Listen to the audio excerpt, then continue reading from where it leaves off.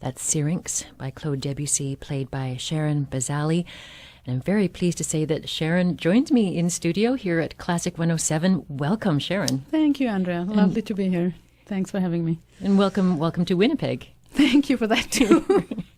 I would like to talk to you about the program that you'll be performing with the Manitoba Chamber Orchestra tomorrow. But first, let's back up. I'd like to know how you settled on the flute. How did you choose that instrument? That's a very good question. And the honest answer to it is that I actually really do not really know, because my mother was a pianist, but I obviously did not want to play the piano. And one day I just appeared home and asked my parents if I could play the flute. And right. They looked at me like that. Flute? What's flute? That's what I want to do. All right. So, so they got me a flute. And how was it that you were recognized so early on as being so talented? I don't know. It happened very naturally, so nobody made a fuss about it, which is great, actually, looking back. And my flute teacher at the time gave me a really good advice when I was invited after, I think I was playing for 3 years, invited to play with the Israel Philharmonic with Zubin Mehta. So I said, just look at it as just another concert. It's not a big deal, just a concert. And we all did. And somehow things happened very, very naturally. All right. And here we are today in Winnipeg. And here we are today, indeed. And you're playing a lot of music in the program tomorrow with the MCO. Why don't you tell us a little bit about the repertoire? Yeah, I'm very delighted. It's going to be a very special concert, and because normally as a soloist you come and you play one concerto, maybe sometimes two pieces, but that's that. And Anne Manson had the brilliant idea. She said, well, if you're coming here for the first time, why don't you play a bit more? And we started adding up pieces, and then we wanted to present a whole scope of periods, of language, of emotion, of colors, and it ended up being like that we are playing Vivaldi. Yes. We're playing José Cerebria, which is obviously the main piece on the program. Very, very special piece, really a masterpiece, and a very special piece to me, for me personally. And then we're doing Ginastera, so all the way to Argentina. Yes. Well, I want to ask you, first of all, about the Cerebrie, because José Cerebrie, I know him as a conductor. I don't really know him as a composer, but he's dedicated this work to you. Yes, indeed. Like? I mean, he is both a conductor and a composer, so was very, very lucky that he wanted to write for me, and well, he wrote this masterpiece, this wonderful concerto, which also has a movement for alto flute. Oh, okay. And a really beautiful third movement for alto flute. And we have actually premiered it together with him in Carnegie Hall in New York, not too many years ago, maybe 2 years ago, if I'm not mistaken. And it has been a tremendous collaboration. But I must say that it is really fantastic to play it with the orchestra here and with Anne, who is absolutely marvelous. So it is such a joy. And I've basically played it with sort of bigger orchestras, and to play it with a chamber orchestra, with such a fantastic chamber orchestra, makes a real difference. It becomes a chamber work in a way. Oh, that's interesting. So and it it is fantastic. Yeah, it's such a new work, just a couple of years old. It has if I just may say one more thing, and that is which José Cerebria told me, just because he actually called me up just before I flew over to just to say hi and wish me luck and all that, and he told me that he has a very special connection to the orchestra, as that he's a friend of the founder of the orchestra, who also comes from Uruguay. Oh, yes.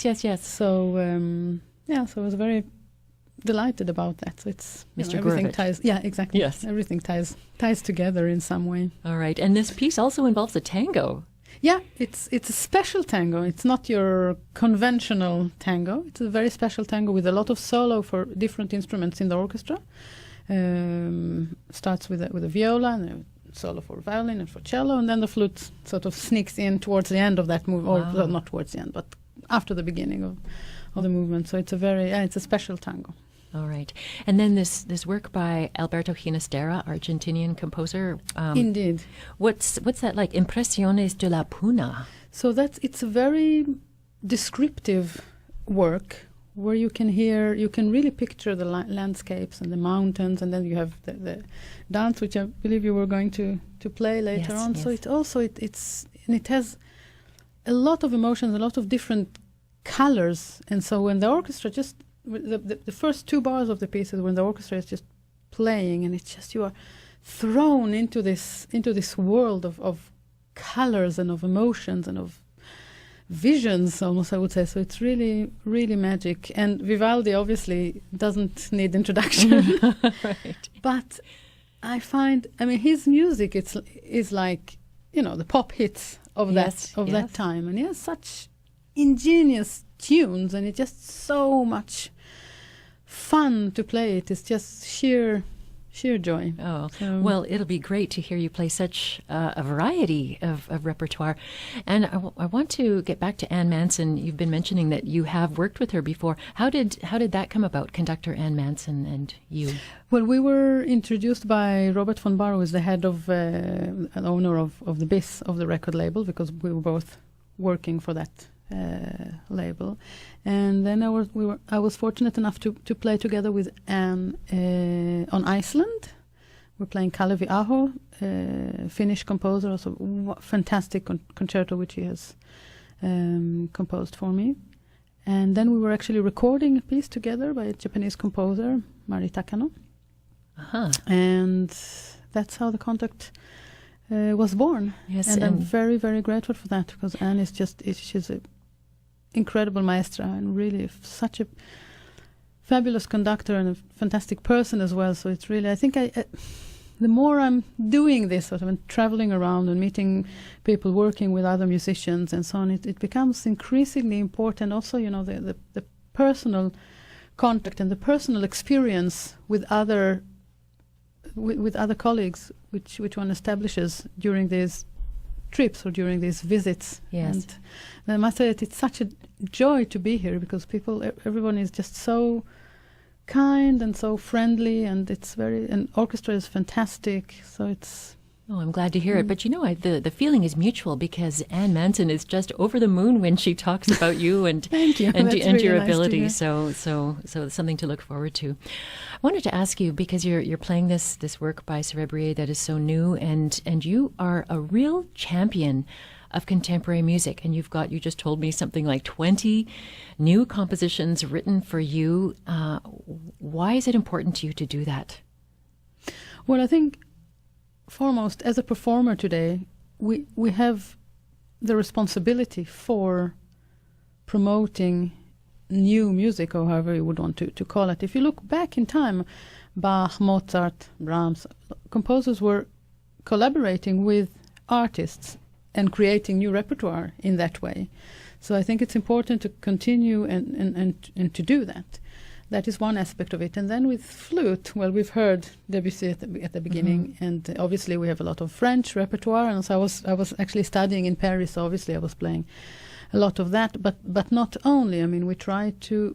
We don't have as much a repertoire like if you would compare to pianists or violinists even. And if one wants to have a solo career and to put the flute, in the limelight and have that, I felt that I wouldn't, as wonderful as they are, I wouldn't want to only play, the Mozart concerto and the Nielsen concerto and the Iber and there is beautiful stuff, and obviously I'm playing it, but I wanted to do more. Mm-hmm. And then I was fortunate enough to have a collaboration with the record label BIS, and it has been very, very helpful in that respect, and recorded also a lot of or basically all of the repertoire which has been commissioned. Wow. And not only contemporary, you play music from all periods, and just a huge variety. I'm sure that's partly because of being a flutist. But I was interested you mentioned the Japanese work that you were doing with Anne Manson, and you've worked on Chinese music as well. How did you become interested in those idioms? Well, as you say yourself, it's really good to explore, because ultimately music is one language, but it's so many different languages, both. Right. I was invited to play with the Chinese orchestra, actually with Chinese instruments. So yes, we played also Western repertoire because that was what they really wanted to do, and that was an experience. And then we played some new commissioned stuff as well, and it's just so wonderful. And I've been learning a lot from the bamboo flute players of the orchestra, who actually really showed me their language, or how are they phrasing, or how because I wanted to have more knowledge as of how to play that music, which I was not that familiar with, in that sense that I was not growing up with it. But it's absolutely tremendous. It's such an experience. But were you actually learning a bamboo flute, or are you still playing on your golden flute? No, I was still playing with my flute, though. I was trying a bamboo flute, and I even got as a present too. But I was playing. That's maybe for next time. But I was still playing on my own. And we just have a minute left, but I wanted to ask you about what looks like a really interesting recording project. It's called something like Flute Repertoire, Solo Flute A to Z. Pardon me. Subject. Because I'm still stuck on CD, so I did so many other things in between. So that we definitely plan to carry on, but I don't know yet when. So. All right. So you're going to make it to Z? I hope so. Okay. Well, I so appreciate you coming down to our studio today, and it was so lovely to be here. And I live in Sweden, so but I knew that Canada is cold, and Winnipeg could be really cold. But we have a warm winter, so I had just like 7 degrees when I left home. Oh dear! And but I have a good coat, so it's rather unseasonably cool for these days.